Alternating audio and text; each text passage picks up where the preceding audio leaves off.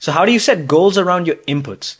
It is so important that you start easy and you be as realistic as possible. This is especially true if you're someone who struggled to lose weight and keep it off in the long run. Now, the reason that you failed, the reason that you were inconsistent in the past is because you got this wrong.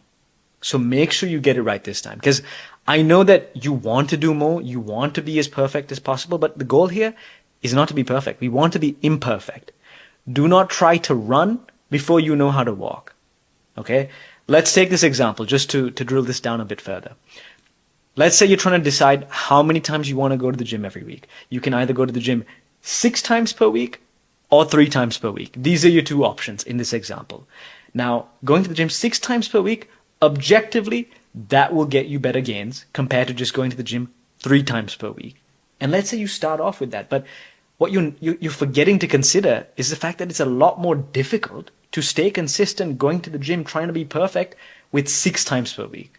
So you may only be able to do that for a few weeks before you eventually burn out and then quit entirely. Whereas with 3 times per week, yeah, objectively, it's not going to get you better gains compared to 6 times per week, but actually, for at least most people, it's going to be way easier for you to stay consistent. And if you stay consistent with 3 times per week for several months, several years, then in reality, that is the option that's getting you better results. Because you started off easy, you were realistic, and it's not like, in this example, you don't have to stick with 3 times a week for the rest of your life. You can always add in more days as you are consistent with what you're already doing.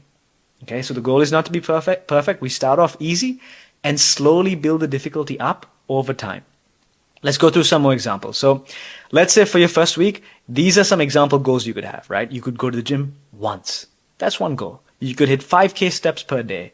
You could track your breakfast every day. When I say track, I mean tracking on a nutrition tracker. So you'd weigh out the ingredients and you'd add them to your nutrition tracker, whether that's MyFitnessPal, MacroFactor, whatever you want to use. Another one could be just to shoot to eat 60 grams of protein every day. I know you might be thinking, wow, 60 grams of protein sounds so little. That's pretty easy. That's pretty doable. Well, that's the idea. And I know this is a small amount of protein and we're not going to shoot for this in the long run. We just want to build this up over time.